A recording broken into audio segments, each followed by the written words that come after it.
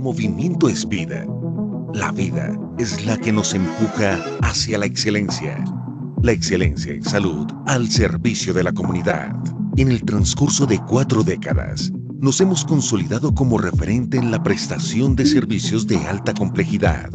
Para alcanzar nuestras metas, sustentamos nuestro trabajo en 4 pilares: la excelencia en la atención, la docencia, la investigación e innovación y la responsabilidad social. Como institución hospitalaria, nuestra vocación primordial es satisfacer las necesidades de nuestros usuarios bajo un modelo de atención humanizado, centrado en el paciente. Para hacer más eficiente nuestro compromiso, apostamos por una estrategia que nos permita atender a cada familia, desde cualquier lugar.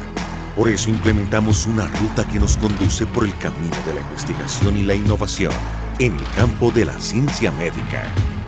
No le tememos a los retos que nos plantea el día a día en nuestra labor. Somos un Gabriel, hospital cógeme a abrir, porfa. universitario, lo cual nos permite asegurar la continuidad de nuestra misión. Creemos en una formación académica humanizada, ética y científica, puesta al servicio de la comunidad. Estamos comprometidos con la responsabilidad social que tenemos con nuestro entorno inmediato. Por eso, desarrollamos diversos programas de atención para la población más vulnerable.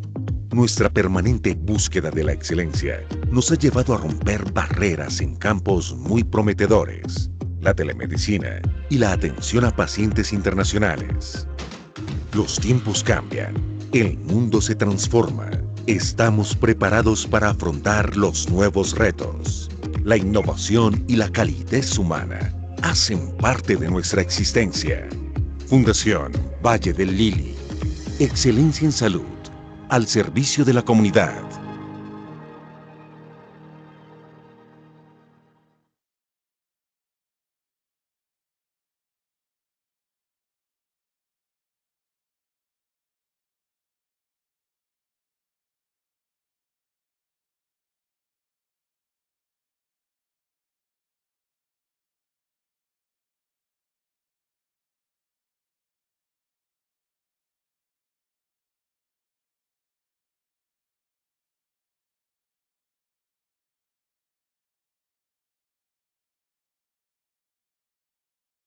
Jefe, no la estamos escuchando.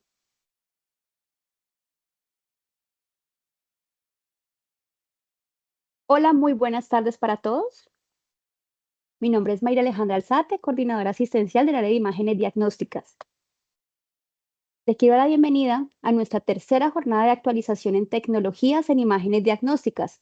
Hoy nos enfocaremos en las estrategias y protocolos en tomografía cardíaca, un tema de gran relevancia en nuestra práctica clínica. Es un gusto para mí dar inicio a esta jornada presentando a nuestro primer conferencista, Daniel Steven Figueroa, tecnólogo en imágenes diagnósticas, que nos compartirá su experiencia, conocimiento en este campo, con la conferencia Recomendaciones Generales para Estudios en Tomografía Cardíaca. Daniel, muy buenas tardes, bienvenido a este espacio educativo. Jefe Mayra, muchísimas gracias por la invitación y muy buenas tardes.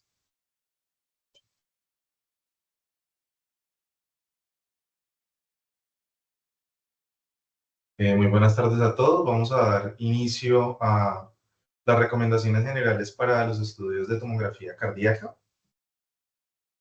Pues vamos a hacer como una breve introducción del contenido pues, que vamos a ver. En un recuento de la parte anatómica, los efectos y los modos de adquisición, los efectos tanto del modo de adquisición de la tomografía cardíaca como los efectos de la frecuencia cardíaca que tienen sobre este tipo de estudios, los efectos de la inyección del medio de contraste, los artefactos que pueden haber en la imagen y los efectos que pueden producir y pues las lecciones que se aprenden a través pues, de esta presentación. Bien. Entonces vamos a dar una introducción, empezando pues que las enfermedades cardiovasculares son el tipo de enfermedades más predominantes del mundo. Son la primera causa de muerte a nivel mundial. En el año 2016, 17,9 millones de personas a través de fallecieron, lo que representa el 31% de todas las muertes a 26 millones de pacientes alrededor del mundo sufren algún tipo de falla cardíaca. El número de hospitalizados en países como Estados Unidos y países de Europa asciende a más de 1 millón de personas y el 74% de los pacientes que presentan enfermedades de falla cardíaca crónica tienen pues al menos una comorbilidad como son obesidad, hipertensión arterial, enfermedad renal crónica, entre otras. Pues no yéndonos tan lejos, también vamos a hablar acerca de este tipo de enfermedad en nuestro país. La carga de enfermedades cardiovasculares en Colombia es bastante alta, es el segundo país de Sudamérica que presenta una estimación de carga muy alta, muy por encima de países como Argentina, Brasil. 190 pacientes por cada 100.000 habitantes presentan este tipo de enfermedades cardiovasculares, lo que hace que para nuestro país sea un reto y sea una necesidad tener pues la experticia de poder generar un algoritmo de atención para este tipo de pacientes. Entonces vamos a hablar sobre el algoritmo de atención, que es como el paso a paso que se tiene para poder atender a estos pacientes sin importancia que tiene la tomografía cardíaca y, bueno, en general, los estudios de corazón para poder dar un diagnóstico y procedimientos. Entonces tenemos pues el paciente que no tiene antecedentes, pero está con síntomas. O el paciente que no tiene síntomas, pero presenta comorbilidades, usualmente presenta para un diagnóstico inicial alternativas de imágenes diagnósticas como lo son el ultrasonido, la resonancia magnética y para evaluar las arterias coronarias, la tomografía computarizada. Estos estudios son previos y nos dan tanto escaneo como diagnóstico para estos pacientes. Más allá, a través de la parte multidisciplinaria, hay una evaluación de un equipo multidisciplinar de múltiples especialidades que generan evaluaciones tanto quirúrgicas como para intervencionismo, procedimientos de intervención. Y allí, posterior a eso, para hacer tratamiento y para hacer soporte, la tomografía juega un papel muy importante porque provee información muy valiosa preprocedimental y para el planeamiento quirúrgico, para técnicas como por ejemplo lo que se va a hablar más adelante, que es la técnica TAVI. Y también pues otros tipos de imagen guiada como lo son las angiografías, guiadas también por ecografía y resonancia magnética. Bueno, vamos a hablar sobre un recuento anatómico, vamos a hablar del corazón, que es un órgano que bombea la sangre de todo el cuerpo, que su función es vital. Posee 4 cámaras, 2 aurículas, 2 ventrículos, y el corazón posee contractibilidad para hacer ese funcionamiento de bomba. La primera irrigación que tiene el corazón después de que la sangre sale del cuerpo es las arterias coronarias que nacen desde los senos de Valsalva o senos aórticos. Digo, sí, senos aórticos. Generan la coronaria derecha y coronaria izquierda. La coronaria derecha irriga aproximadamente el 30% del corazón, con una rama grande que es la obtusa marginal y la rama descendente posterior. Y la coronaria izquierda, que es la que mayor irrigación sanguínea le da al corazón, es la que va a irrigarse y se va a dividir en la descendente anterior y en la circunfleja, que le va a dar la vuelta pues a todo el corazón y irrigar gran parte de él. La estructura de las arterias coronarias son arterias musculares, las cuales presentan una capa media bastante gruesa y una capa interna y una capa adventicia un poco más delgada. Pero pues como esa capa es bastante gruesa para poder generar todo el flujo hacia el corazón, es muy probable que las enfermedades ateromatosas cierren la luz de estas arterias y produzcan pues las enfermedades coronarias. Bueno, entonces vamos a hablar de 3 efectos producidos. Los primeros son los efectos que se producen por cómo se adquieren y pues la frecuencia cardíaca del paciente. Los segundos efectos que vamos a hablar son los de la inyección del medio de contraste. Y los terceros efectos, que son los efectos de los artefactos que pueden afectarnos la imagen. Entonces, vamos a hablar de los efectos tanto del modo de adquisición como de la frecuencia cardíaca, que van y son estrechamente relacionados. ¿Listo? Entonces, tenemos que el corazón es un órgano que presenta una actividad eléctrica. Y esa actividad eléctrica es medible a través del electrocardiograma. Entonces, él nos indica la contractibilidad en la primera parte de las aurículas, que lo hace a través del nodo sinoauricular, a través del sincicio auricular, que es el tejido que permite la conducción eléctrica del corazón. Hace la contracción auricular, llega a el nodo auriculoventricular y a través de las de His, rama derecha y rama izquierda de las mismas, genera contracción del corazón con las fibras de Purkinje, que hacen que al contraerse el corazón, la sangre que está en los ventrículos salga a través del cuerpo. Esa representación se da acá mismo en el electrocardiograma. Entonces, la fase sistólica, que es esta fase de pico, que es la fase de la contracción del corazón, es la fase en la cual hay mucho movimiento del corazón. Y para las imágenes de tomografía nos importa la fase del segmento PQ para la adquisición del score de calcio y la fase del segmento ST, que es la fase de la diástole, de la relajación del corazón. Bueno, entonces, ¿qué efectos tiene este modo de adquisición? Entonces, vamos a hablar de los modos de adquisición de la tomografía cardíaca. Depende del tipo de equipo, se puede realizar de manera volumétrica o helicoidal. Se puede hacer volumétrica segmentada, porque hay equipos que no tienen una cobertura completa del corazón. Y para equipos que tienen coberturas muy amplias del corazón, se puede hacer una adquisición volumétrica en un solo giro del tubo de rayos X, generando en un solo segmento ST la imagen completa del corazón. Si nos referimos al método, el cual debe ser basado pues, por el trazado electrocardiográfico, se puede realizar tanto de manera prospectiva, o sea, pensando qué parte del ciclo cardíaco es la que vamos a irradiar, o retrospectiva, que es la que se genera cuando se adquiere todo el ciclo cardíaco y posteriormente se buscan las fases en las cuales no hay movimiento del corazón o la parte a estudiar, que se requiere estudiar, pues tiene ciertas características. Bueno, entonces, vamos a hablar acerca de la adquisición prospectiva y el target de la angiografía por tomografía. Adquiere solamente una porción del latido, ese intervalo de RR que vimos. El R, que es el pico del electrocardiograma, es el que nos va a indicar la cantidad de latidos que haya por minuto. Entre pico, pico, pico, cada pico que exista, entre más cercano esté, pues va a haber mayor frecuencia cardíaca y entre más lejano esté, pues menor frecuencia cardíaca. Entonces, la parte o la porción que les dije que nos importaba es esa porción de la diástole, que es ese segmento después de la onda U, que es el que les voy a mostrar de nuevo acá, es este segmento ST, que es de muchísima importancia para poder generar las imágenes. Los tiempos de exploración varían dependiendo de la frecuencia cardíaca del paciente. Entonces, como les venía diciendo, entonces, entre R y R es un latido cardíaco. Acá hay una contracción, acá hay otra contracción. Entonces, nosotros buscamos siempre este espacio de la diástole, donde no hay movimiento del corazón, y le decimos al equipo, háganos la adquisición acá. La adquisición prospectiva usualmente tiene una ventana. Cuando la adquisición se hace con un target CTA, quiere decir que es un blanco que nosotros le estamos dando al equipo, y le estamos diciendo, equipo, haga la adquisición cuando se encuentre en un porcentaje específico y pare la exposición cuando sobrepase ese porcentaje. Entonces, la adquisición prospectiva puede ser un rango de exploración que le estoy dando o un valor específico y un target que es un blanco dependiendo cuánto tiempo está teniendo entre un pico R y otro pico R en milisegundos. Entonces vamos hacia la adquisición retrospectiva que comparado pues con la adquisición prospectiva es continua.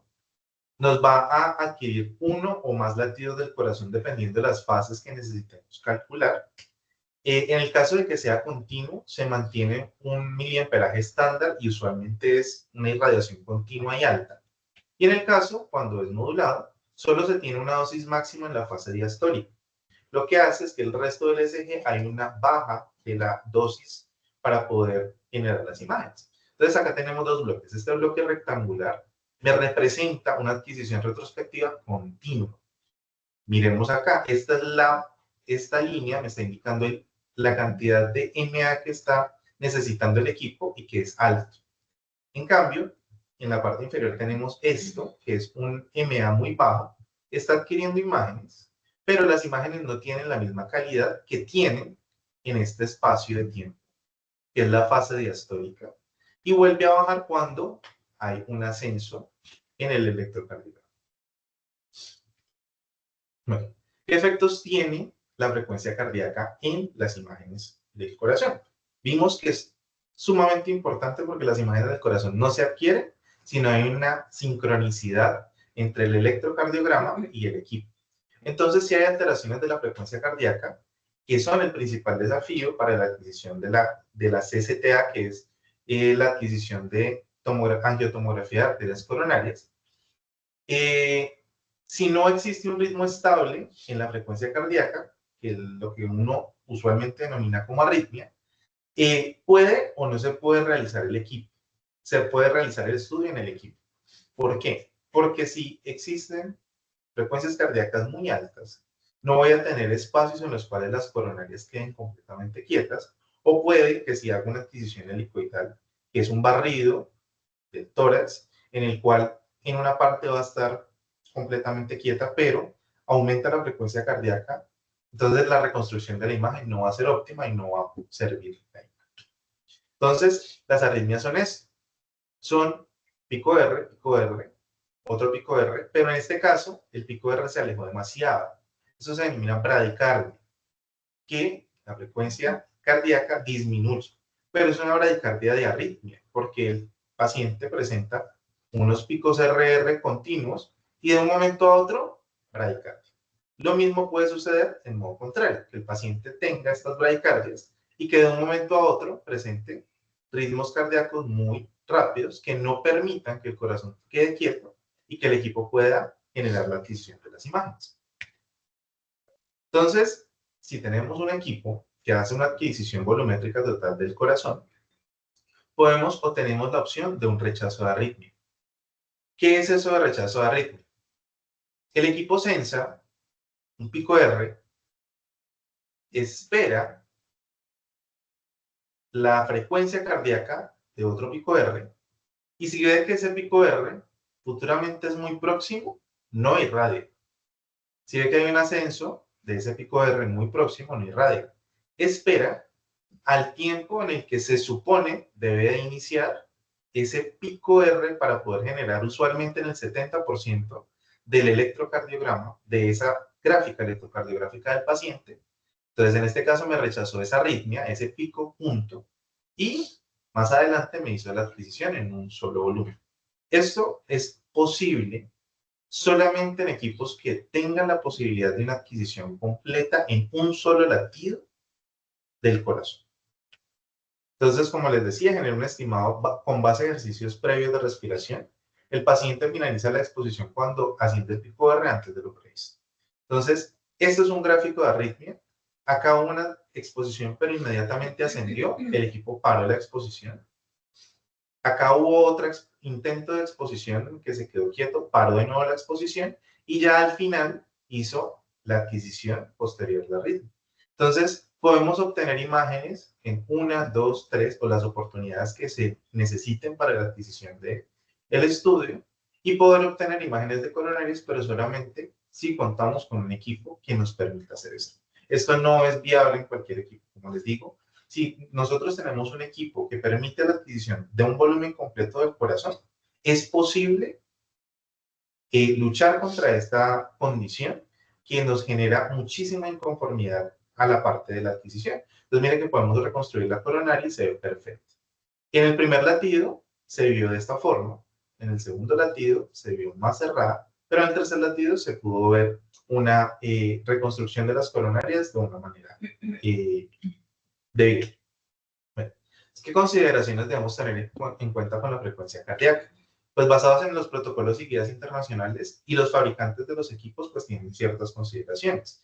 Tenemos que tener muy en claro qué equipo estamos teniendo a nuestro poder, qué parámetros tenemos para poder manejar. Entonces, que la frecuencia no sea mayor a 60 o 65, eso es estándar. En caso de ser superior, tener consideración de un manejo de beta bloqueante que tenga pues cada institución protocolizado la forma en la que lo maneja. Eso con el fin de que el beta bloqueante nos ayude a obtener esa frecuencia cardíaca óptima para la obtención del estudio. En lugares donde se administran nitratos como nitroglicerina o nitrato de isosorbide, suministrar 5 minutos antes del escaneo para que hagan su efecto vasodilatador y las coronarias se puedan visualizar de una mejor forma. El no consumir cafeína, té o medicamentos que alteren la frecuencia cardíaca mínimo 4 horas antes, de ahí en adelante, todo lo que se pueda, dado que la cafeína es un estimulante del sistema nervioso y hace que la actividad eléctrica del corazón se aumente. Por ende, más latidos cardíacos. Confirmar que la señal del EKG esté óptima, que los puntos del EKG sean óptimos para la utilización y que haga picos R de manera constante y sinusal que algunos equipos presentan estos ejercicios de respiración, que el retraso después de ese ejercicio de respiración para que el escaneo sea óptimo, sea 2 segundos, dado que con la apnea, en esos 2 segundos el corazón apenas se está adaptando para poder generar esa baja de frecuencia cardíaca. El corazón está diciendo, está pasando algo, tengo que bajar la frecuencia del corazón porque no está pasando oxígeno. Entonces esos 2 segundos previos al escaneo son vitales para evitar movimiento de las imágenes. No se pueden obviar. Bueno, entonces, la fluctuación de la frecuencia cardíaca no debe superar el 10%, ni por encima ni por debajo, dado que eso es considerado una arritmia. Entonces, si tiene esta fluctuación tan abrupta, que con la apnea el paciente estaba en 60 y baja a 40, o el paciente estaba en 60 y sube a 80, pues lo más considerable es que no se pueda superar el 10%. En ambos casos hipotéticos que acaba de dar, este ejercicio supera eso. Y eso hace, pues, mucho más difícil controlar el momento en el cual se trata la imagen. Importantísimo, pacientes que tengan dispositivos que asistan una frecuencia cardíaca como son los marcapasos, sea bicameral, tricameral, como sea, deben ser comentados y evaluados dado que estos dispositivos presentan una frecuencia cardíaca estipular. Y en el caso de que se necesite bajar la frecuencia cardíaca, usualmente eso lo hace es un electrofisiólogo o un médico especialista o un técnico electrofisiólogo que pueda manejar o manipular este tipo de marcapasos. Porque así administremos el beta bloqueador, lo que está generando el impulso eléctrico para mover el corazón es el marcapasos, no es el músculo del paciente. Entonces, el efecto del beta bloqueador no va a ser igual que en un paciente que no tenga. Entonces, esto es de muy vital importancia. Pacientes con marcapasos, así se les administre beta bloqueante, muchas veces la frecuencia no va a bajar a menos de que se reprograme el marcapasos a la frecuencia requerida. Bueno, entonces ya eso fue como lo que hablamos de la frecuencia cardíaca y el modo de adquisición. Ahora vamos a hablar de la inyección del medio de contraste. Entonces, el medio de contraste es una sustancia que nos va a ayudar a pacificar tanto lo que son las cámaras cardíacas como las arterias coronarias. Entonces, el medicamento de medio de contraste, como regla general, debe ser incrementado en pacientes que son mucho más grandes, tanto en peso como en talla, dado que se necesita pues muchísima mayor concentración del medicamento para lograr una pacificación correcta del medicamento. Para la angio-TC, se requiere una concentración mínima de 350 miligramos de yodo por mililitro para que se pueda tener un flujo de yodo óptimo de al menos 1.5 gramos de yodo por segundo. Eso nos genera de que las imágenes del corazón tengan una muy buena resolución y se puedan hacer las reconstrucciones requeridas. La canalización del paciente debe ser de un catéter de alto flujo que permita pasar el contraste a un flujo más de 4 cc por segundo, por lo que se recomienda de manera óptima un catéter de 18 Gauss. En caso de que no se pueda por condición del paciente, mínimo un 20. Pero pues esta cuestión de la canalización es para un paciente adulto. Nosotros debemos de adaptar nuestras canalizaciones para los pacientes. Hay pacientes que tienen un peso estandarizado mucho más bajo, que es un paciente adulto, pero que pesa 35, 40 kilogramos, que el flujo de yodo para ese paciente va a ser mucho menor. Entonces, dependiendo también de esa situación, no es punitivo que tenga que ser un INSAID 18 si no tiene el acceso a menos. Pero todo previa autorización de un médico radiólogo que nos avale a nosotros para poder generar la imagen y pues obviamente también para que la imagen sea óptima al flujo que necesitamos.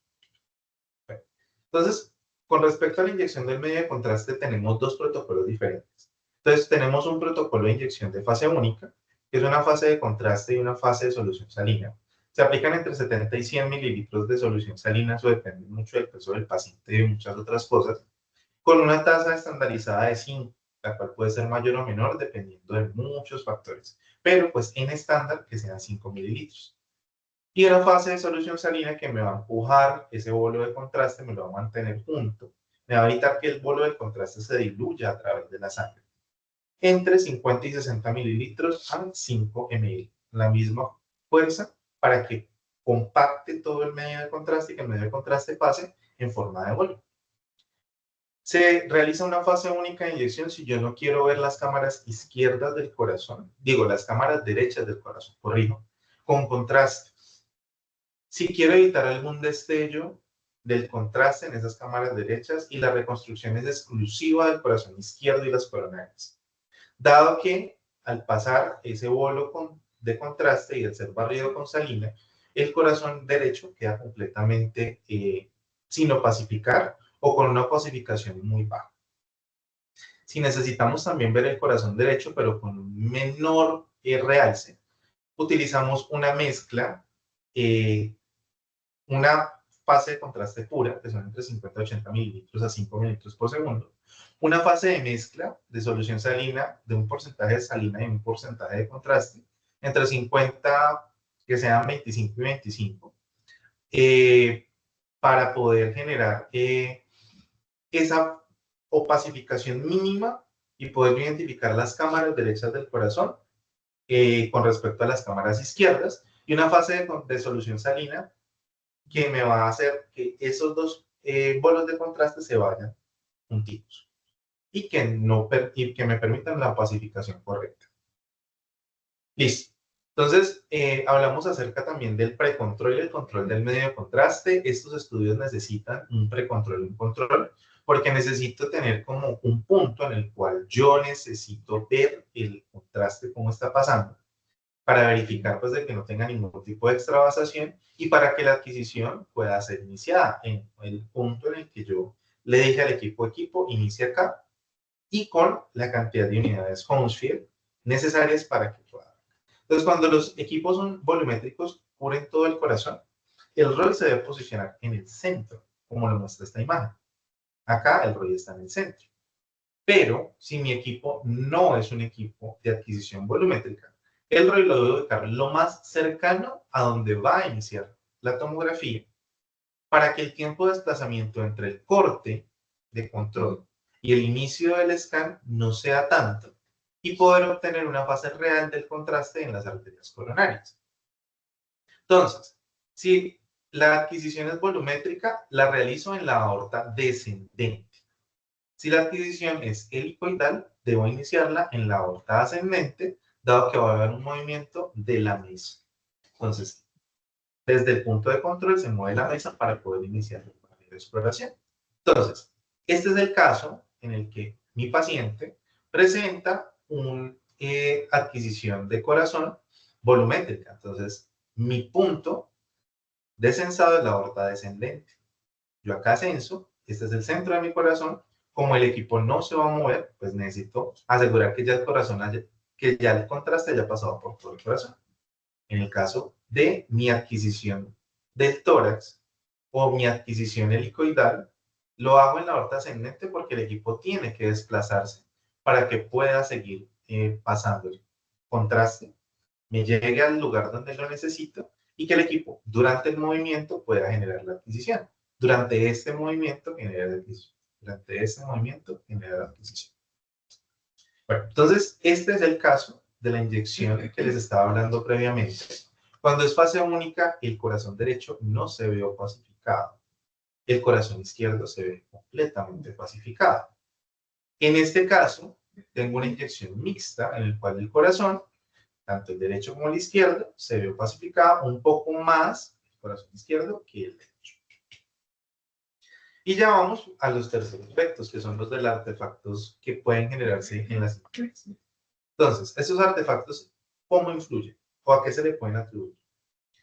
Al movimiento respiratorio. Si un paciente no colabora con las indicaciones de respiración desde el inicio, el estudio va a quedar con movimiento respiratorio y va a ser ilegible. El segundo es la alteración de la frecuencia cardíaca, como les dije al comienzo. Si yo tengo una frecuencia cardíaca que es fluctuante, no me va a permitir la reproductibilidad y que el equipo aprenda en qué momento va a adquirir la imagen. Entonces, tengo posibilidad de adquirirlo, sí, pero con ciertas condiciones y con ciertos equipos. Entonces, por eso es que es algo tan atribuible, y un equipo helicoidal puede ser muy bueno, pero pues como necesita hacer una adquisición de un barrido y una adquisición retrospectiva, puede que no sirva si tiene una alteración muy fuerte en la frecuencia cardíaca. Y los dispositivos médicos externos o implantados me pueden generar artefactos en la imagen, como endurecimiento del rayo o artefacto metálico, que también permiten la no observación o deterioran la calidad de la imagen de tomografía. Entonces, en este caso, tengo un paciente que tenía una arritmia. ¿Yo cómo me doy cuenta? Este reporte que está acá me lo da el equipo que me está diciendo que tuvo una frecuencia cardíaca entre 67 y 71 bits por minuto, que hizo la adquisición en 2 latidos, que tomó este como punto R, este como punto R y este como punto R, siendo este el primer latido y este el segundo. Como me hizo 2 latidos, puedo inferir que necesito hacer una reconstrucción retrospectiva en el caso de este equipo para separar estos latidos y ver si esta coronaria derecha está bien o quedó con movimiento, porque lo que hace el equipo es que genera como una media estadística. Podemos ver la coronaria izquierda perfectamente quieta, pero la derecha sufrió un movimiento.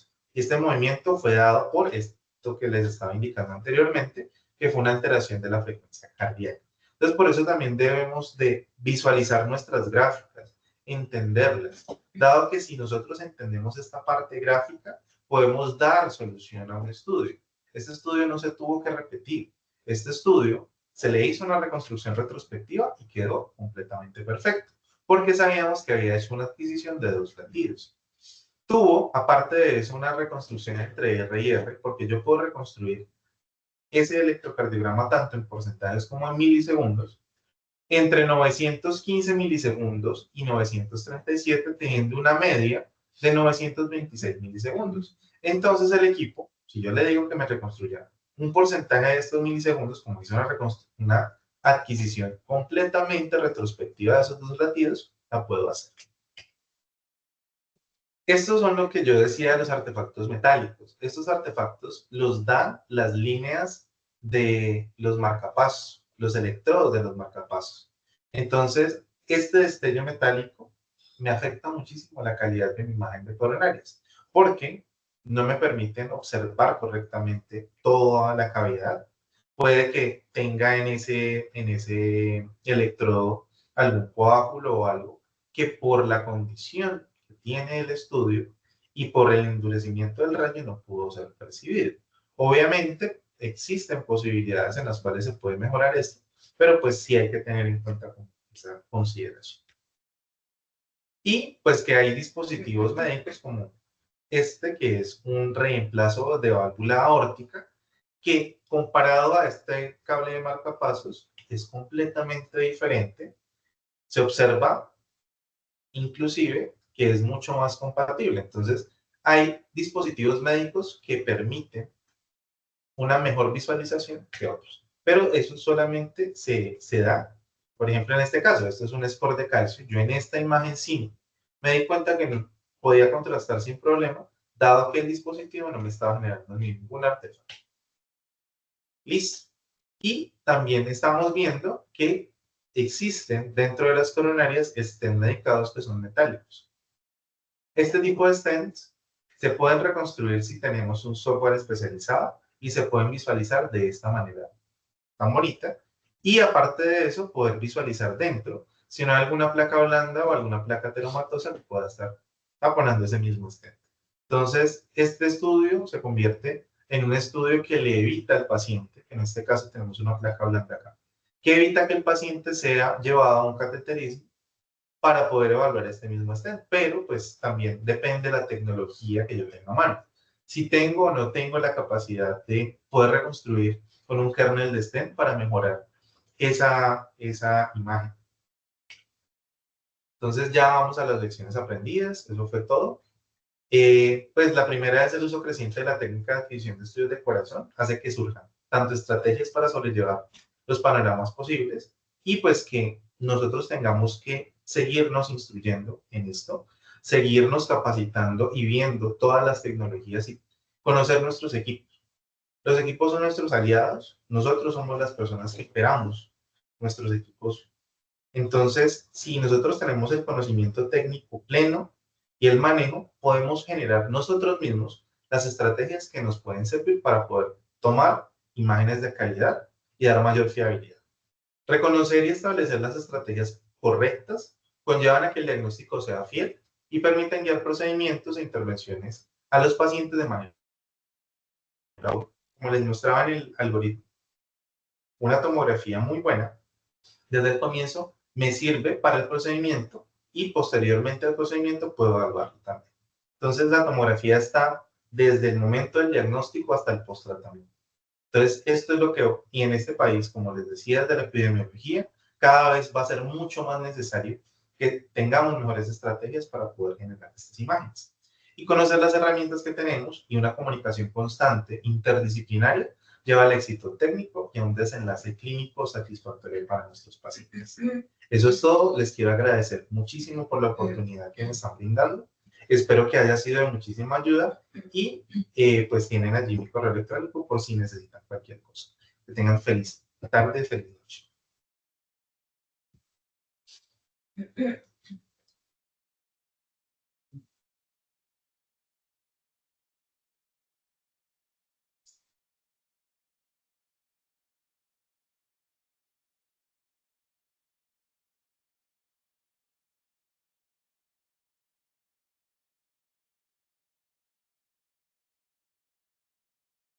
Agradecemos a Daniel Figueroa por su excelente presentación, por compartirnos su experiencia y por enriquecer esta jornada con información clara y valiosa sobre los protocolos en tomografía cardíaca. Sin duda, Daniel, su aporte nos deja herramientas importantes para seguir fortaleciendo nuestra práctica. Daniel, nuevamente, muchísimas gracias por este espacio. Bueno, le recomendamos que en el panel de preguntas lo vamos a realizar al final de la jornada, donde tendremos un espacio destinado para resolver todas las inquietudes en compañía de los conferencistas. En nuestra segunda conferencia damos continuidad abordando un tema importante para el diagnóstico cardíaco, protocolo TAVI, la clave del éxito para el diagnóstico cardíaco, la mirada del tecnólogo. Para ello, contamos con un profesional comprometido y con amplia experiencia en el área. Me complace presentarles a Yeisatiana Carvajal, nuestra segunda conferencista, quien nos brindará una perspectiva técnica valiosa desde el rol del tecnólogo en este procedimiento. Tatiana, muy buenas tardes, bienvenida a este espacio.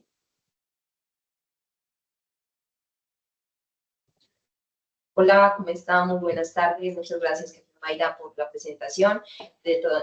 Reciban un cordial saludo, gracias por darme la oportunidad de compartir el conocimiento, espero que sea de gran ayuda para ustedes. Listo, el día de hoy les vengo a exponer algo sobre el protocolo PETAVI y la colaboración interdisciplinaria, que es la clave del éxito de la imagen cardíaca desde la mirada del tecnólogo a través del ritmo. Ritmo que es para nosotros. Les voy primero que todo a dar un poco de lo que les voy a hablar hoy. Introducción del TAVI, su relevancia clínica, la revisión clínica y el riesgo, información, instrucción y educación en protocolo TAVI, la tecnificación del protocolo en tomografía, el montaje, el monitoreo y manejo técnico, la optimización del post y el pre de adquisición y el impacto de ritmo y conclusiones. El objetivo general de mi presentación es básicamente fortalecer el rol del tecnólogo en imágenes diagnósticas como agente clave en la planificación pre-TAVI mediante el uso de la guía ritmo. ¿Ritmo qué es? Ruta integral técnica de monitorización y optimización en estudios TAVI por tomografía, que es lo que siempre procuramos ejecutar aquí en Fundación Valle de Lili para obtener unas imágenes de alta calidad y así poder garantizar pues no solamente la calidad de las imágenes, sino la seguridad del paciente y la colaboración efectiva con el equipo médico asistencial. Listo. Empezamos con revisión clínica o médica, ¿sí? Y es importante aquí primero saber qué va a responder un protocolo pre-TAVI por tomografía, ¿sí? Y el protocolo pre-TAVI va a responder a una afección llamada estenosis aórtica, ¿sí? La cual se define o se caracteriza por un estrechamiento de la válvula aórtica, ¿sí? Que impide que salga la sangre del ventrículo izquierdo al resto del cuerpo, ¿sí? No se abre completamente, aquí les traje una imagen, la imagen de la izquierda, podemos ver una válvula aórtica sana, ¿sí? Con sus 3 valvas que cierran completamente, con respecto a la imagen de la derecha, que vemos una válvula ateromatosa, con un cierre incompleto, ¿sí? Llena de calcio, entonces no hay un buen cierre de esta válvula y por ende, pues una eyección mínima del flujo de sangre. Algo clave que hacemos aquí en Fundación, aquí les traigo algunos tips, ¿sí? Y son los indicadores clínicos claves. Y todo, digamos que nace de una revisión exhaustiva y perentoria de la historia clínica, ¿sí? Aquí en Fundación contamos con un grupo multidisciplinar, pues, sólido, digamos que nos apoyamos entre médicos, desde radiólogo, cardiólogo, hemodinamista, como, digamos, para saber qué quieren, ¿sí? Sin embargo, en otros sitios de pronto no hay este tipo de grupos tan sólidos y por ende es importantísimo que nos informemos y digamos que sepamos algún lenguaje que hay en este tipo de historias clínicas. Entonces, el primero y clave es saber si es cambio de primera vez o es un recambio de válvula protésica, ¿sí? En los informes, usualmente cuando no es de primera vez, no se menciona bioprótesis o van a haber recambio valvular o implante previo o también válvula de Edwards o cirugía de Bentall o inval, que es un recambio de una prótesis ya antigua, sobre ella colocan otra prótesis más pequeña, ¿sí? El segundo punto estratégico es encontrar el diagnóstico de la válvula nativa con estenosis severa. Usualmente los médicos suelen colocar estenosis severa aórtica, pero en otros informes, digamos, ponen doble lesión aórtica o estenosis severa con insuficiencia moderada, o también suelen colocar calcificación valvular severa en válvula nativa. Y es importante, digamos, reconocer todas esas otras sinónimos de estenosis severa para que nosotros podamos identificar la necesidad clínica del paciente. El tercer punto importante es la primera evaluación estructural o solicitud inicial de la junta médico-quirúrgica, porque la intervención, digamos, multidisciplinar requiere, digamos, una evaluación de diferentes modalidades de diagnóstico, ¿sí? Entonces, en los historiales clínicos van a poder ver que se requiere evaluación por consulta cardioquirúrgica para definir estrategia o posible candidato para TAVI. Entonces, esos son algunos de los sinónimos que van a encontrar en los informes, en la historia clínica. Un cuarto punto importante son las solicitudes diagnósticas completas y sin antecedentes quirúrgicos previos, ¿sí? Entonces van a colocar, usualmente los médicos dicen solicito angio-TC de grandes vasos y acceso periférico para valoración inicial. O también pueden pedir planificación inicial con angio-TC. Uno esperaría que los médicos escriban solicito TAVI para planificación quirúrgica, pero no, usualmente nosotros no solemos encontrar eso, sino que estos son algunos de los sinónimos que ustedes pueden encontrar en las historias clínicas para que ustedes los asocien y puedan determinar y tomar decisiones para ejecutar el protocolo. Un quinto ítem importante es buscar lenguaje exploratorio o especulativo en el análisis clínico, el cual suelen decir, de momento se valorará en junta o se comentará con hemodinamia para definir viabilidad del procedimiento, o también suelen decir, se enviaron imágenes para análisis estructural. Entonces, todas estas claves, estos tips que les traigo hoy, es como para que, digamos, no esperemos, digamos, en un historial clínico encontrar solamente estenosis severa o cambio de primera vez, porque usualmente no lo informan así, sino que colocan todo este tipo de sinónimos para que ustedes lo tengan presente. Listo. El segundo es identificar en el historial clínico algunos riesgos y alergias que nos pueden, digamos prever al momento de realizar el protocolo TAVI, ¿sí? La primera es la insuficiencia renal o la tasa de filtración glomerular disminuida, ¿sí? Digamos, cuando encontramos, digamos, documentada en estos historiales menores a 60 mililitros por minuto, es importantísimo, digamos, que contactemos al nefrólogo y sea él que, digamos, dé la indicación de que en qué casos o cuál es la directriz a manejar ese tipo de pacientes, ¿sí? Para no inyectarle, digamos, contraste. También definir si a esos pacientes se les están realizando hemodiálisis o subdiálisis y determinar si el protocolo TAVI se lo hacemos en qué tiempo, antes de cuánto tiempo, y lo ideal sería, pues, hacerlo antes de la diálisis. También determinar si tienen historial de enfermedad renal crónica, y todo esto es importante ir de la mano con el nefrólogo, ¿sí? O el médico tratante, y que sea él que nos ayude a darle una conducta previa al protocolo TAVI. Entonces, esto nos lleva a aplicar protocolos de bajo contraste, también pues la importancia de hidratación a estos tipos de pacientes con sistema urinario, de alteraciones del sistema urinario, y coordinación con nefrología. El segundo ítem importante es identificar de pronto posibles alergias en medio de contraste iodado. Aquellos pacientes que muchas veces son remitidos a clínicas de cuarto nivel, digamos, a veces no se tiene toda esta información y en muchas ocasiones no está pues escrita en estos historiales clínicos y es digamos, extremadamente importante que cuando llegue el paciente a la unidad seamos, digamos, garantes de entrevistarlo, no solamente a él, sino a la familia, si de pronto tiene alguna alergia al medio de contraste, si de dónde estuvo, de dónde remitieron, de pronto le hicieron algún otro estudio y de pronto hacer como una entrevista exhaustiva para prever cualquier daño.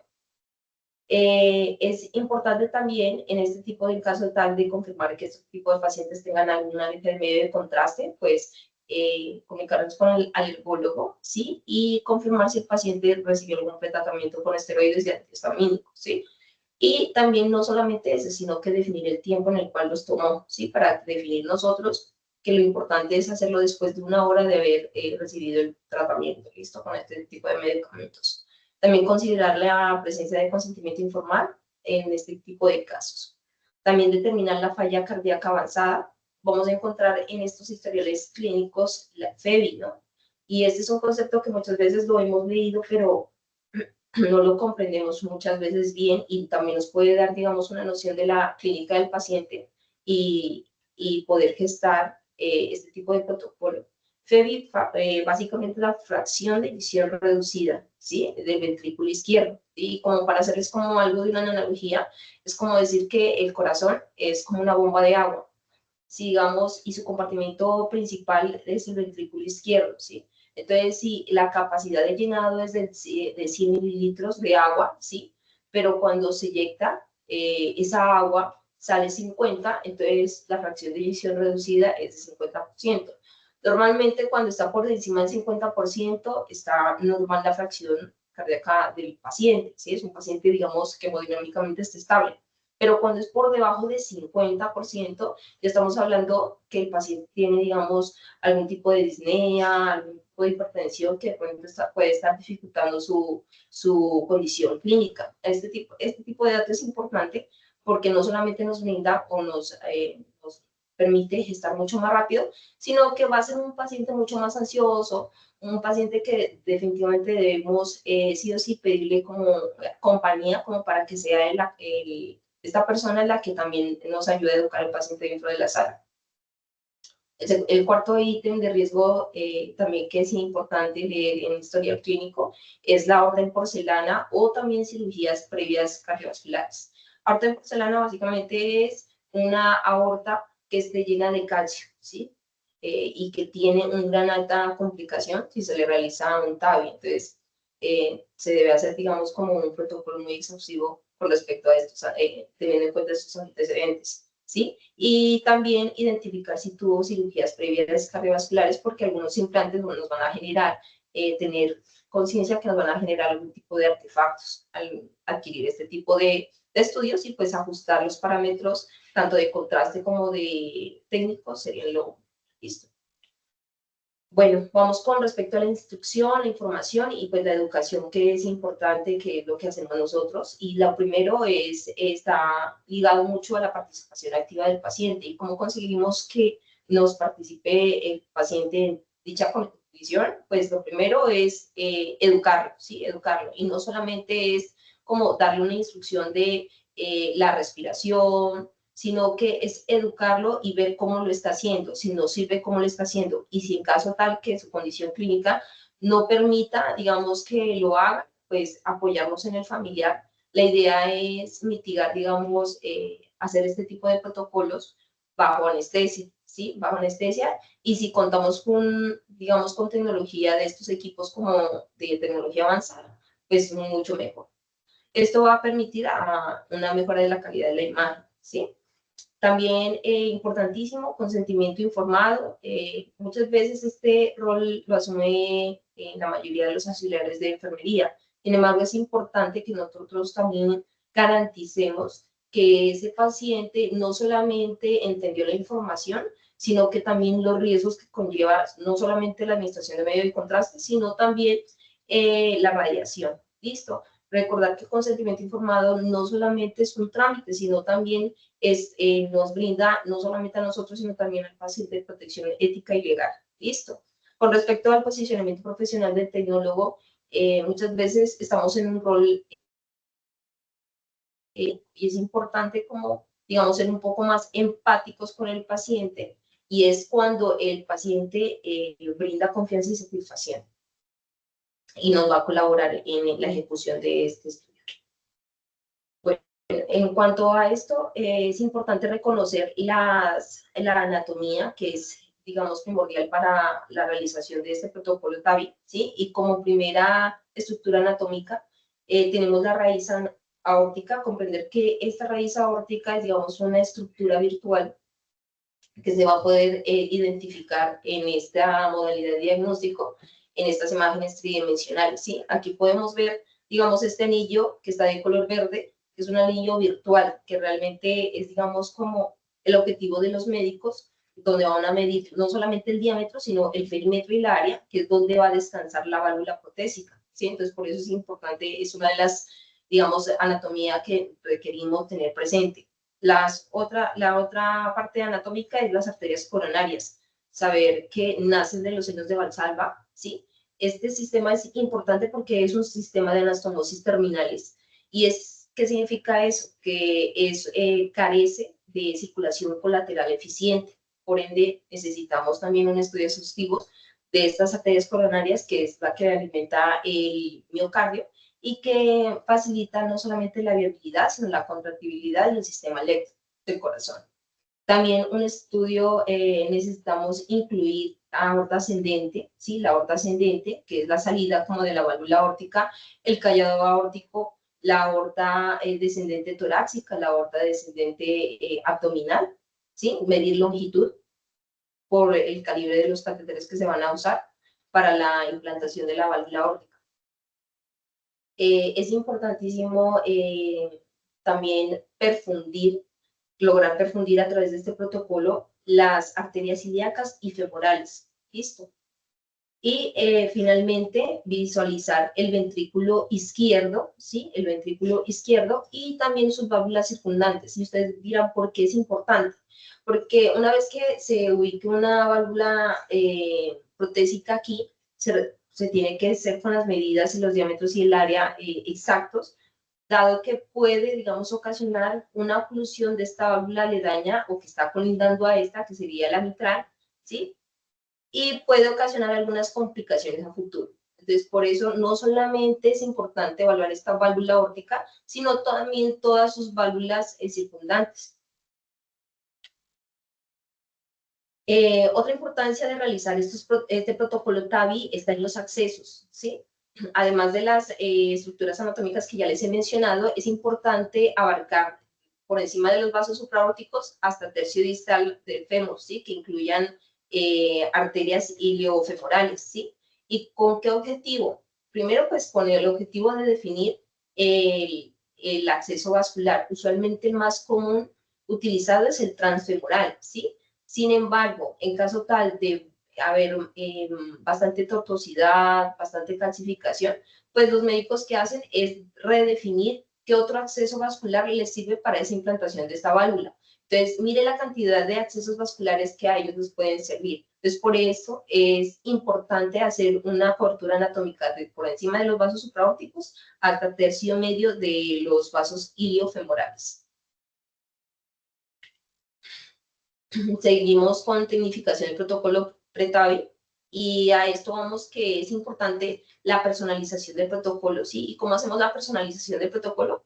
Pues identificando primero la necesidad del paciente, la necesidad clínica del paciente, ¿sí? Reconociendo y haciendo una revisión exhaustiva de su historial clínico, y asimismo también reconocer la necesidad del personal médico asistencial con respecto a este paciente, ¿sí? Entonces, todos los pacientes no son iguales y es importante hacer una sincronización adecuada y ajustar los parámetros no solamente de contraste, sino también técnicos, dependiendo del paciente que vamos a atender. Aquí empezamos a desglosar algo de cómo realizamos, digamos, aquí en Fundación este protocolo TAVI. Y lo primero que hay que identificar es, digamos, la configuración de nuestro equipo, ¿sí? Identificar qué número de detectores, ¿sí? Qué bondades tiene mi equipo, qué número de detectores. Este número de detectores también me va a dar una información de qué cobertura del área.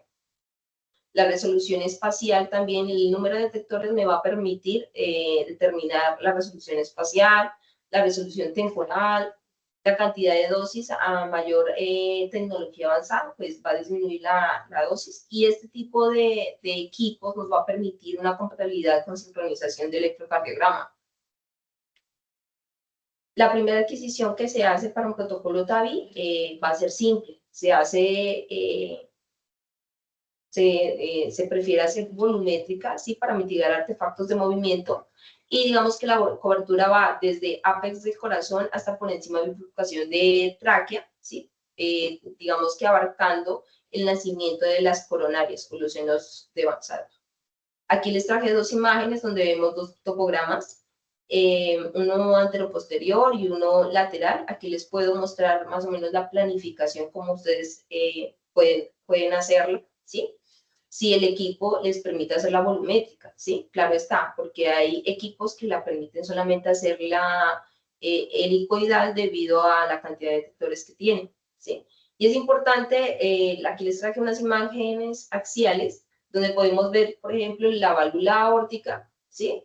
Y el nacimiento de la coronaria izquierda, ¿sí? Y es importante que identifiquemos el objetivo del score de calcio, y es cuantificar la carga de calcio, ¿sí? Porque a pesar de que es un estudio simple, a los médicos les brinda bastante información, ¿sí? Lo primero es que van a identificar la severidad de la estenosis aórtica, ¿sí? ¿Cuánto calcio está en la salida de las válvulas de la válvula aórtica? También nos va a permitir determinar el tipo de válvula protésica, ¿sí? Y anticipar algunas complicaciones como embolizaciones y demás.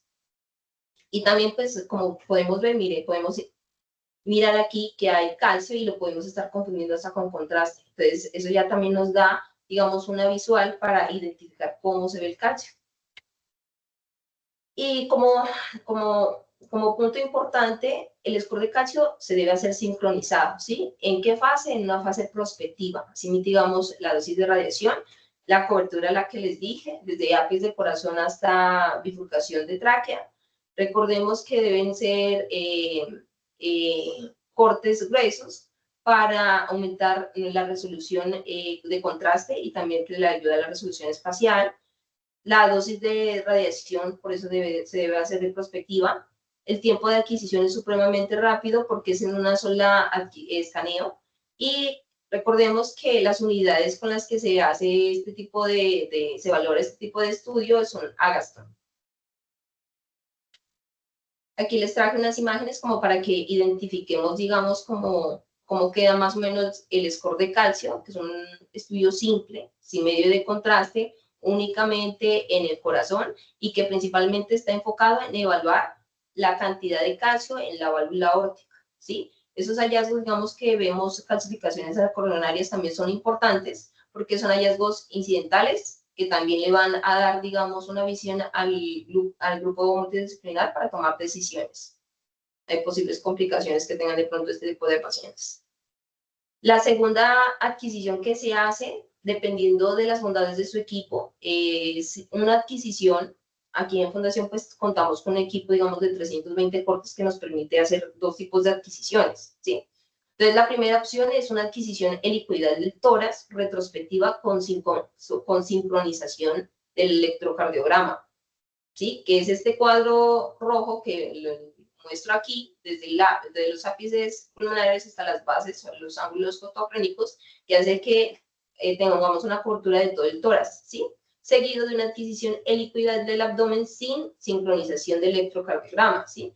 Entonces, digamos que para que comprendamos un poco, la adquisición sincronizada va a ser un poco mucho más demorada con respecto a la sin sincronización, ¿sí? Que esa es una de las formas que podemos adquirir el protocolo TAVI. Aquí estamos cubriendo estructuras anatómicas que ya les había mencionado, ¿sí? Que es todas las coronarias, la válvula aórtica, la raíz aórtica, los vasos supraaórticos. Estamos cubriendo también toda la longitud de la aorta con los vasos iliofemorales. ¿Listo?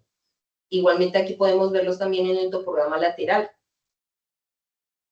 La segunda opción, dependiendo de las bondades del equipo de cada uno de ustedes, también tenemos una adquisición volumétrica del corazón retrospectiva con sincronización de electrocardiograma, ¿sí? Que es solamente hacer la volumétrica ahí en el corazón, más la adquisición helicoidal sin sincronización tóraco-abdominal.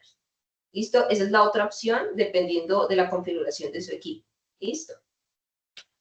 Y aquí les traje como, digamos, como una comparación de las dos opciones que por lo menos tenemos nosotros. Sin embargo, esto va a depender mucho de la configuración de cada uno de los equipos y no es decir, digamos, como cuál es mejor o cuál es peor. Simplemente que hoy nos vayamos con la idea de que es necesario saber las características de nuestro equipo con el que contamos. Así poder optimizar estas herramientas y saber cómo hacerlo.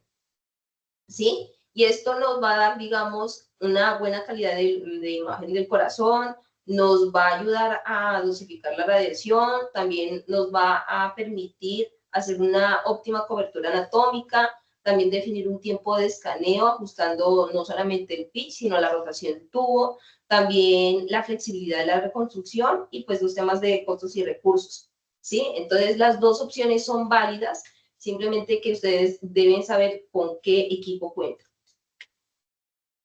Con respecto al montaje, monitoreo y manejo, mi compañero Daniel habló mucho sobre este tema.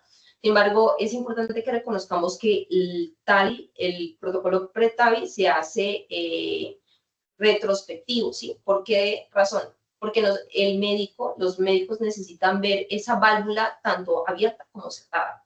¿Y qué es sincronización? Es un método de adquisición de imagen, ¿sí? Que prácticamente coordina los disparos del escáner con con el ciclo cardíaco del paciente, ¿sí? Y el ciclo cardíaco del paciente, ¿qué es?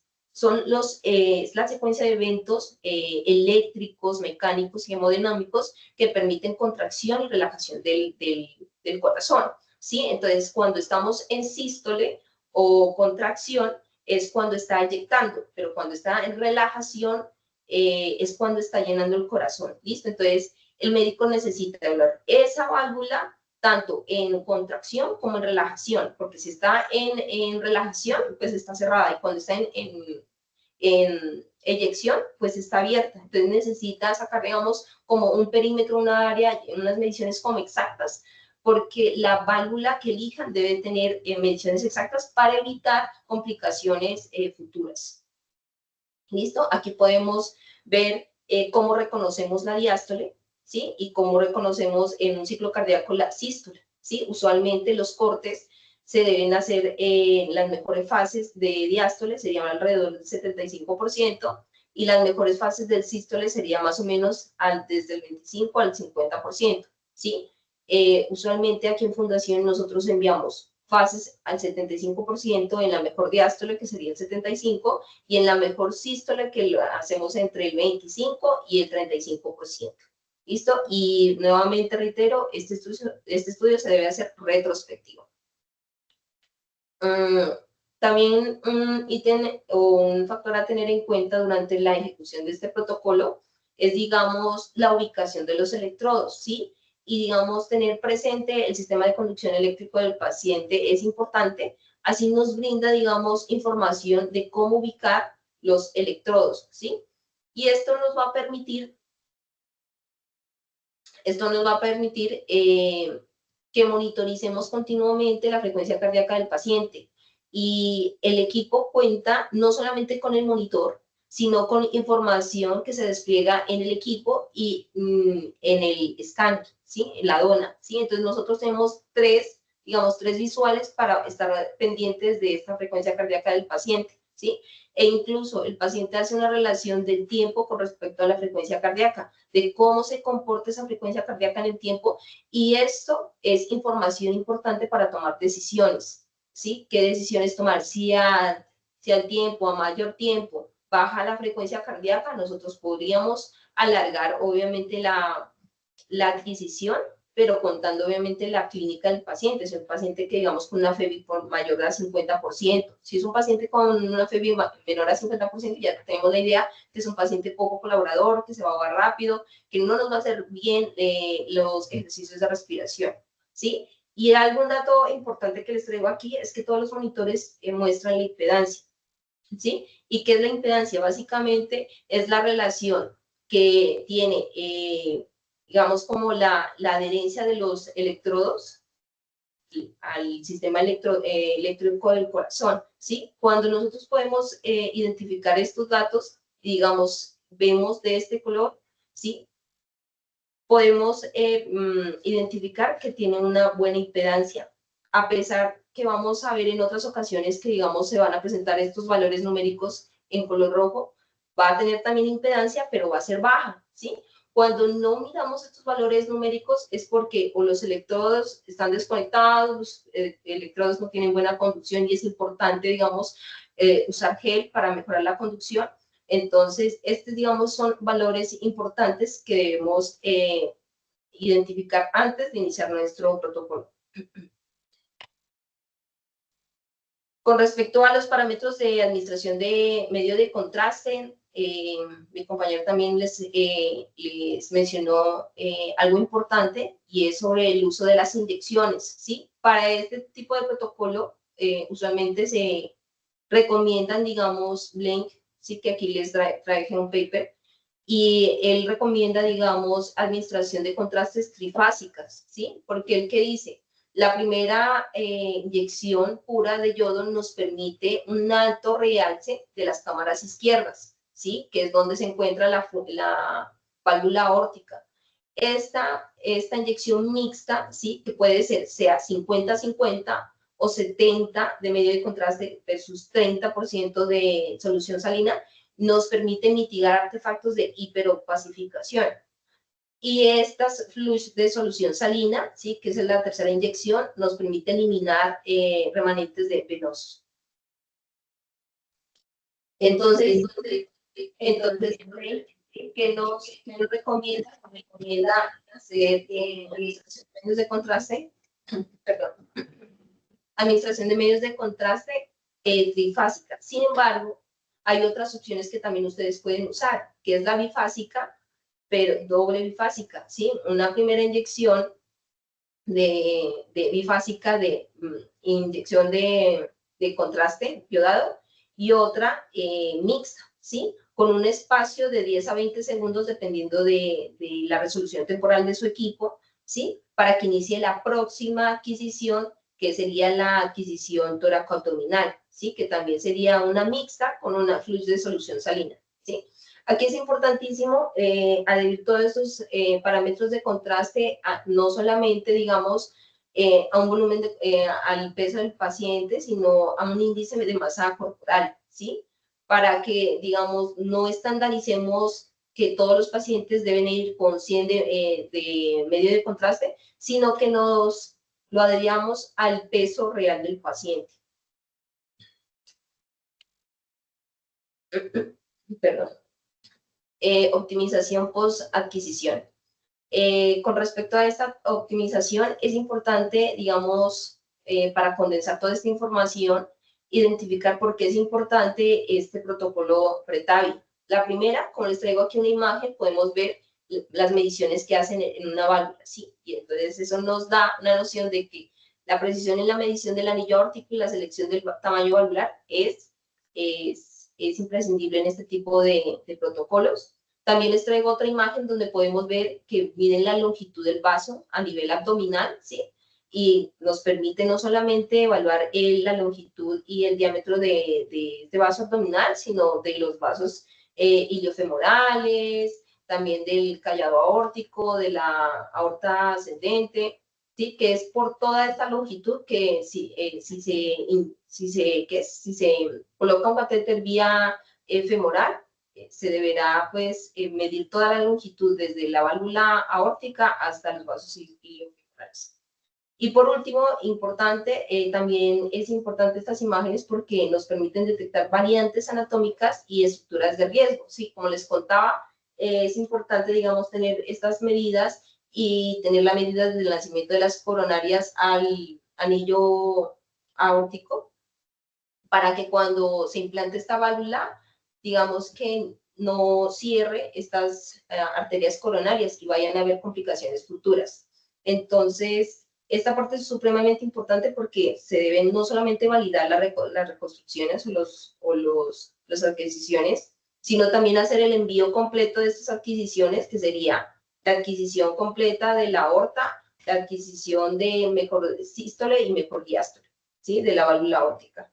Y también, pues si hay alguna, digamos, novedad, comunicarla directamente al radiólogo, porque es que ellos solamente pueden tener la lectura de un historial clínico de un paciente, pero no saben de todo el entorno durante el desarrollo de este protocolo PRETAVI. Entonces, si surge alguna novedad durante el desarrollo, es importante que usted lo comunique.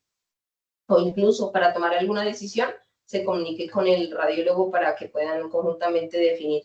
En caso tal que el paciente le haya tosido y hay algún artefacto de movimiento, si él cree que se deba repetir la adquisición. Y tener en cuenta que no solamente son importantes las reconstrucciones multiplanares, ¿sí? Sino que también volumétricas, porque, como les había dicho, este estudio, a pesar de que es para hacer el recambio de una válvula o una implantación de primera vez, ¿sí? También es importante evaluar todos sus accesos posibles, ¿sí? Para introducir el catéter. Y estas reconstrucciones tridimensionales nos permiten ver el grado de tortuosidad de estos vasos, ¿sí? Y el grado de calcificaciones. También hay otras reconstrucciones que se llaman CPR, que básicamente son reconstrucciones curvas, ¿sí? Que nos van a permitir medir la longitud del nacimiento desde el nacimiento de la válvula aórtica hasta los vasos iliofemorales. Y básicamente es un plano longitudinal. La coordinación, pues, importantísima del equipo interdisciplinar que ejecuta que hace posible la ejecución de este protocolo PRETAVI, pues es el auxiliar de enfermería, el tecnólogo de imágenes diagnósticas y el médico radiólogo. Aquí en Fundación contamos con un grupo multidisciplinar muy completo, muy sólido. Sin embargo, este tipo de charlas, la idea es que permita que el tecnólogo se empodere y se documente un poco más para que pueda tomar decisiones en el momento, ¿sí? Y a pesar de que cada rol profesional tiene ciertas actividades, esto no desliga las unas con las otras. Y por último, este impacto de la ruta integral técnica de monitorización y optimización de en protocolos TAVI nos ha llevado a gestionar clínicamente el riesgo, ¿sí? Porque empodera y de hecho invitamos a los tecnólogos que digamos que migren de ese rol meramente técnico a un rol más proactivo, más crítico, más informado, ¿sí? Que le permita tomar decisiones en caso de no contar en sus instituciones con un grupo multidisciplinar tan sólido, ¿sí? También nos permite esta ruta que el rol del tecnólogo no sea solamente meramente técnico, sino también que eduque al paciente, ¿sí? Que entienda sus necesidades, que lea su comunicación no verbal, que muchas veces nos dice mucho, pero no la comprendemos porque digamos, como que no somos conscientes con sus facciones. Entonces, esto es importante y pues no menos importante el consentimiento informado. Y por último, el control de calidad pre y post adquisición. ¿Y a qué voy con esto? Que muchos de los errores que pueden ocurrir, ¿sí?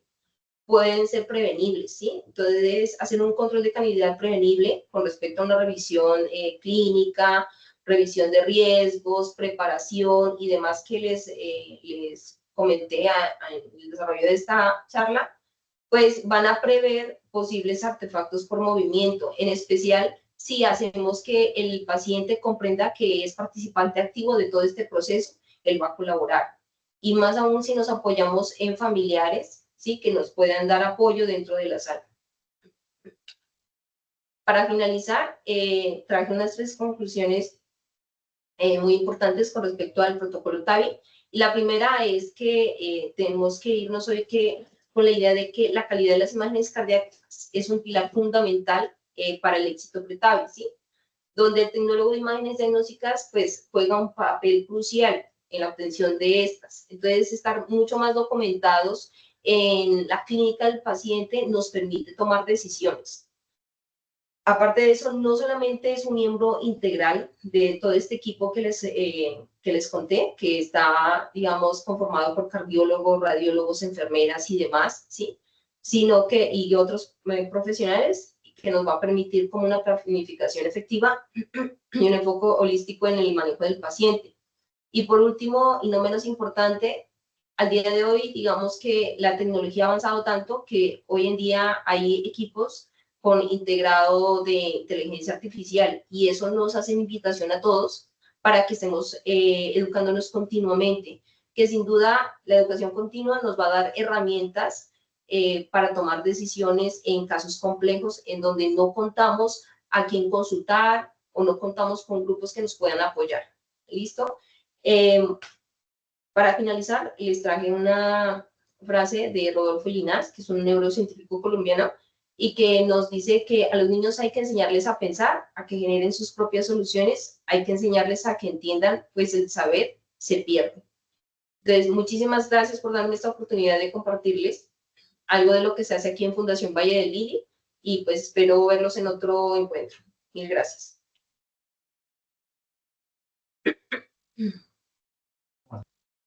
Agradecemos profundamente a nuestra segunda conferencista por su valiosa intervención y por compartirnos todos sus conocimientos y experiencias. También queremos agradecer a las más de 200 personas que están conectadas con nosotros en esta jornada. A continuación, vamos a dar inicio al panel de preguntas. Ya tenemos el tiempo bastante justo, pero las preguntas se revisarán del chat. Aldemar Vargas, perdóname. Por acá tenemos varias preguntas. Listo. Por ejemplo, tenemos una pregunta para nuestros tecnólogos de Juan Carlos Bolívar Naranjo, que nos pregunta, ¿siempre debe inyectarse en pliegue antebrazo derecho? ¿Hay alguna excepción, chicos?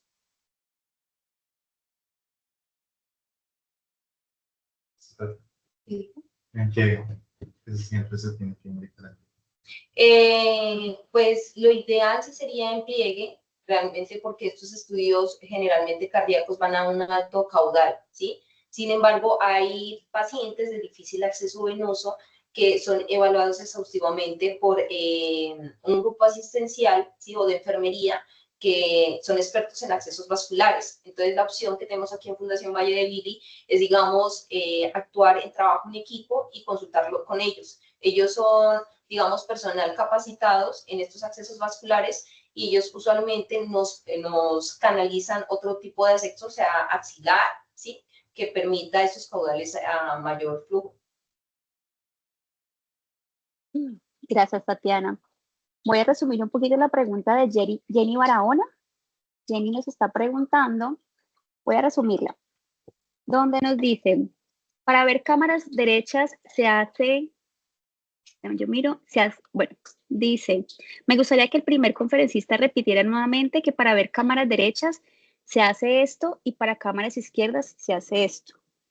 Adicional, en las oraciones que realizando el TAC de corazón, la doctora me pide un barrido completo, no solo de corazón, me pide realizar barrido hasta las femorales.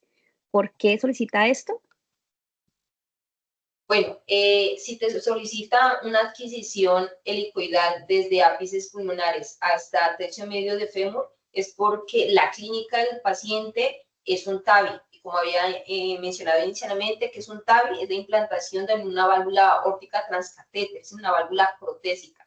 Entonces, necesitan sí o sí evaluar con el volumen volumétrico, evaluar la válvula y toda su estructura anatómica aledaña, y con la adquisición helicoidal de todo cuerpo completo necesitan evaluar accesos venosos, por dónde van a ingresar el catéter. Y respondiendo a la cuestión de la inyección de cuando se ven cámaras derechas y cuando izquierdas, eso es muy dependiente de lo que tengamos en nuestro centro. La posibilidad de hacer una inyección bifásica depende mucho del inyector de medio de contraste que tengamos. No todos los inyectores de contraste permiten mezclar en el mismo flujo solución salina y contraste. Hay unos en los que exclusivamente pasa solución salina y pasa medio de contraste. Si tenemos la opción de esa mezcla, como les venía diciendo, si yo necesito ver las cámaras derechas con contraste o pacificadas, realizo una inyección mixta que tenga un porcentaje de contraste, como decía Tatiana. Algunos porcentajes son 70% contraste, 30% salina, 50% contraste, 50% salina. Si no lo quieren tan realzado, puede ser hasta 70% solución salina y 30%. Eso solamente si el inyector que yo estoy utilizando me lo permite. Y con eso aseguramos de que las cámaras derechas del corazón, tengamos en cuenta de que el paciente está canalizado en el pliegue, va a llegar la sangre al corazón. La primera parte donde llega es a la aurícula derecha, de la vena cava superior hacia la aurícula derecha, y de ahí va al ventrículo derecho para salir a través de la válvula pulmonar a los pulmones. Una vez de los pulmones retorna la sangre al corazón, lo hace hacia las cámaras izquierdas. Entonces, por eso, el contraste cuando va el primer bolo, ya ha hecho todo ese tránsito. Pasó el corazón derecho, pulmones y volvió a la parte izquierda del corazón. Entonces, por esa razón es que el contraste que está puro, la primera inyección del contraste, se va a ver con mayor densidad. Si ponemos después de ese contraste que está diluido, pues se va a ver con algo de pacificación y pues va a permitir que se vea internamente cómo están esas cámaras, que también ayuda mucho para ver cómo está pues, la posición de las válvulas y si hay algún tipo de masa o algún trombo que esté en esas cámaras cardíacas, se puede evidenciar. Entonces, eso, como les digo, depende mucho de lo que tengamos. Y como decía Tatiana, y como decía yo también en la exposición, nosotros debemos ser aliados de lo que tenemos y saber cómo utilizarlos a nuestro favor. Vale, y para terminar tenemos otra pregunta en el chat de David Ortigosa que nos pregunta, ¿la dosis del medio de contraste es estandarizada? ¿Requiere algún cálculo especial en niños? Todavía no he explicado eso. Sí. Bueno, con respecto a la dosis, habíamos hablado de que la dosis debe estar, digamos, alineada al peso del paciente siempre. Muchas veces creemos que por la gran cantidad vamos a abarcar toda la aorta y realmente eso es erróneo, ¿sí? De hecho, incluso a veces estandarizamos que todo lo cardíaco tiene que ir a 6 de caudal con 100 de medio de contraste y eso está erróneo. Entonces, ¿qué se debe hacer? Siempre inyectar 1 miligramo con 1 kilogramo de peso del paciente, siempre. E incluso tener en cuenta el tipo de medicamento que tenemos de contraste. ¿Por qué? Porque hay medicamentos con alta concentración de yodo y con baja concentración de yodo. Entonces, aquellos medicamentos que tenemos alta concentración de yodo, incluso se pueden inyectar a menos, hasta 0.7 lo he hecho yo. Es decir, si un paciente pesa 100, yo lo he hecho hasta con 80, obviamente ajustando parámetros de caudal. ¿Sí? Y también dando como respuesta a lo otro, lo que dice Tatiana es cierto, entre 0.7 y hasta 1.5 se cede por kilogramo de peso, pero eso depende mucho del peso del paciente y la concentración del medicamento. Como yo les expliqué en la parte pues, en la que indicamos la inyección del medio de contraste, para los estudios del corazón se requiere que sea mínimo de 350 miligramos de yodo por mililitro de contraste. Entonces eso asegura que la pacificación sea óptima. Para los niños, la dosificación sigue siendo igual entre 0,7 y 1.5 cc por kilogramo de peso del paciente, obviamente adaptándolo a un catéter mucho más pequeño y con un caudal mucho menor. Y también teniendo en cuenta que la circulación de los niños, la frecuencia cardíaca de ellos es muy alta. Entonces la circulación va a ser muchísimo más rápida, por lo que el tiempo de adquisición de este tipo de estudios va a ser mucho más rápido. Y pues usualmente a los niños no les envían estudio de coronarios, porque las coronarias son muy pequeñas. El estudio que le envían a los niños es una tomografía de corazón. Correcto, para ver morfología. Bueno, agradecemos a todos por esta participación en esta jornada. Ha sido un espacio muy enriquecedor, chicos, realmente. cada uno de ustedes brindaron información importantísima y valiosa. Gracias por acompañarnos el día de hoy. Los esperamos nuevamente en la próxima oportunidad que tengamos nuestro siguiente webinar. Para todos, muchísimas gracias. Muchas Que gracias. tengan excelente noche. Chicos, excelente. Gracias. Muchas gracias a todos por Hasta luego. asistir. Hasta luego.